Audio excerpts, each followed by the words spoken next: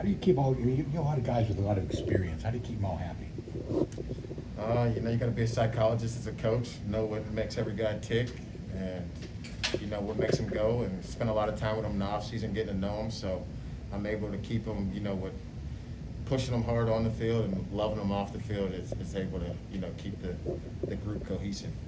What goes into the psychology of Tate Sear? Because he had drops issues last year, had a big drop in the first game, but in that second game, he was catching everything thrown to him.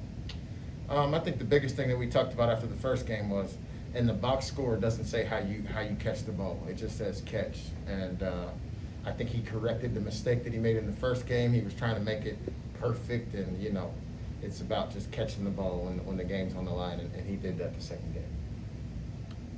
You came to Pitt with a reputation as a guy that was a solid recruiter. You obviously did some X's and O's things that were notable in your time as an offensive coordinator. But I think everything that one of your players has told us about has been the impact you made in the room off the field, just in their growth as people.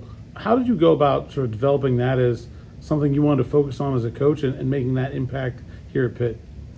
I forget what coach it was, but through my time coaching, he told me that a great position coach or a great coach is like, when you're a dad and you go and pick your kids up from school and they run, Dad, super excited to see you. The players should feel that type of energy from you when they see you. And I think that I just try to make an impact and an influence on the guys positively every day. So I think that's what helps us, get results on the field. And that's the biggest thing, is just trying to be positive with them. There's a lot of negative things. They see a lot of things on social media.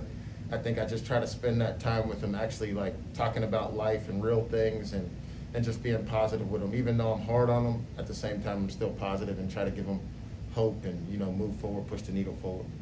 Obviously, Tate Sear dealt with some injuries last year. Did you go back when you got here and looked at his 2019 film to see what he can do when he's like fully healthy?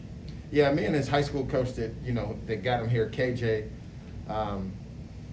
We went through his maturation process of what he's gone through, where he's at as a kid. So I kind of had a good, report or file on him before I got here to, kind of build that relationship with him. And so, I knew Tate Sear could play if he was healthy. The biggest thing with Tate Sear is just keeping him positive, keeping his mind right, his mindset, because, when he's healthy and feeling good, obviously he can go in there. And you saw in Tennessee, we were going against DBs that had 2-3 years worth of starting experience, and he was able to go out there and make quality plays for us. What do you think has changed for him in the time that you've been with him since you first got here, and maybe some of the ways that you've seen him grow as a young man? I think his leadership. When I first got here, he was always by himself, and now I see him bringing younger guys and guys along with him. Because Tate Sear, if you look at his notebook, I coached quarterbacks for a long time. He takes quarterback style notes. He's very detailed. They're clean, neat notes.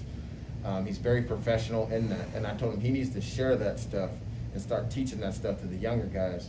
And I think that's helped him, because now he can't mope around and be, about himself. He's more, about the group. And I think that's really helped him take off. What kind of specific things do you do in your room to keep these guys positive? I try to meet them where they're at. I don't try to, just be the authority figure all the time over top of them. I listen to, some of the things that their concerns. I let them voice their concerns, and then we put them to bed. We do a lot of different things where, they feel like they have some ownership of what we're doing, and it's not just shut up and do what I tell you. It's actually, these kids want to know why. As long as you can tell them why, and as long as you can let them communicate, they'll do the work. Like they're working as hard as they ever have. They're running faster at times than they've ran out there on the field. We got guys running 20 miles per hour, 21 miles per hour out there on game days.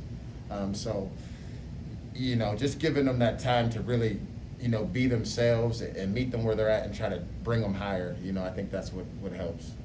You said before training camp started, you talking about Jordan Addison, he sees himself as, a top pick in the NFL draft someday, but then you kind of use that to egg him on. How have you seen him in the first couple weeks of action, taking on that challenge of, hey, I need to be this so I can get to this eventual level?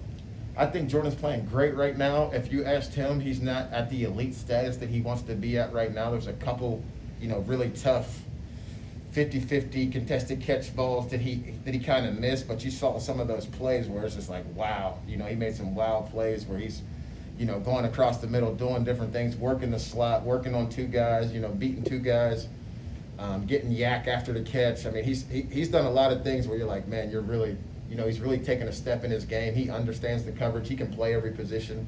So he's doing a lot of great things. But for him, I mean, in his mind, he's never satisfied. So he's not, like I made it or I arrived yet. He's still working.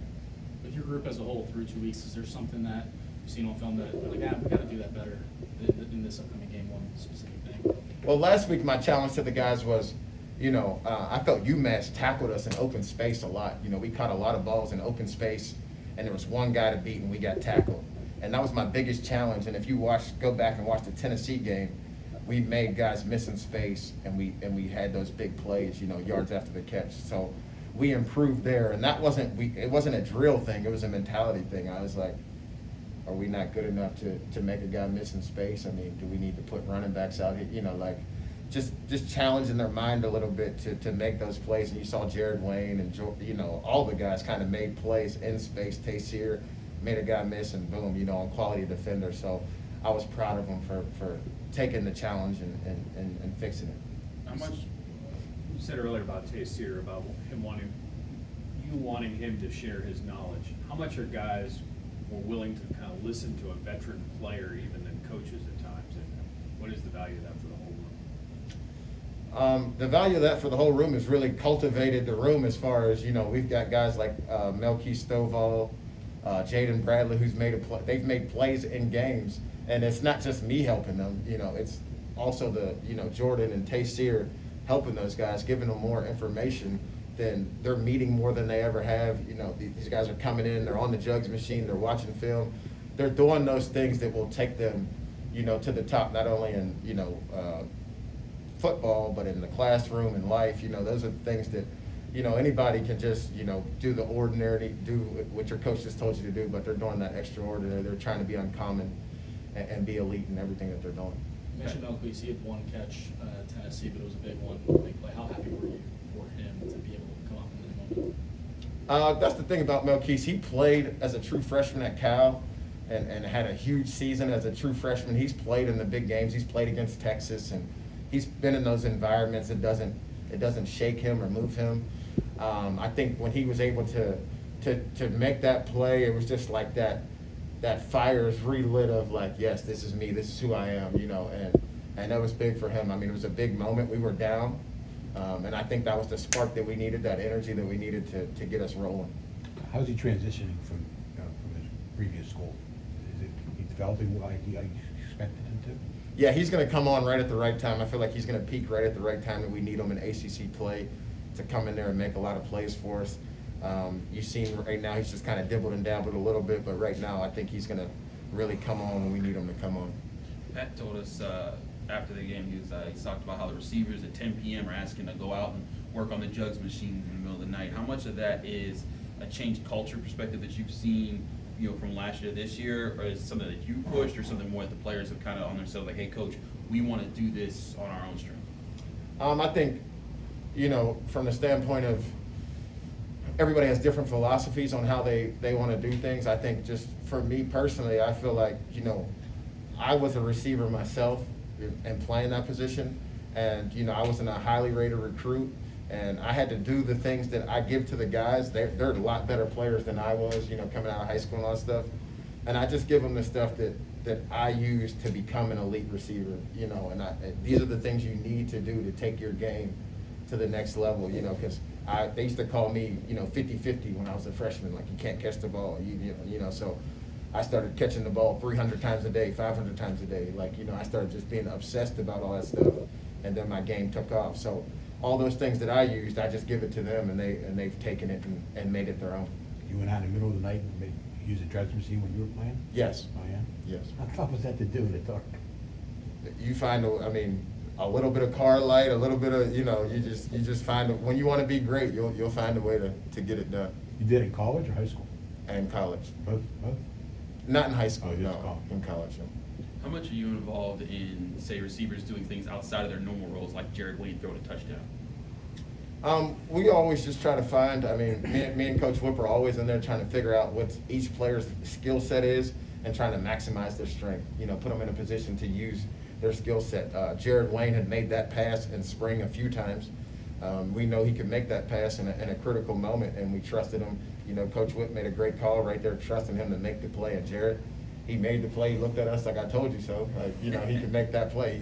He's made it in practice. We tell the guys there's no such thing as a gamer. I mean, demonstrated performance in practice is what makes us believe that you can make that play in the game.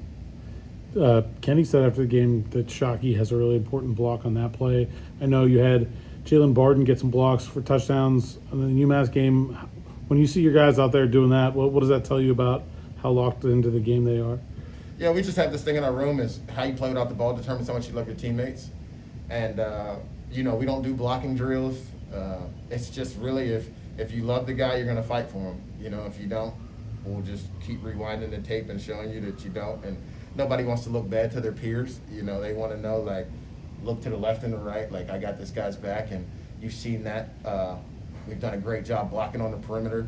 And we can get better. There's some things that we can do a little bit better, but I think the guys have done a great job blocking for each other and showing that love that they have for each other. Coach, thank you. Good.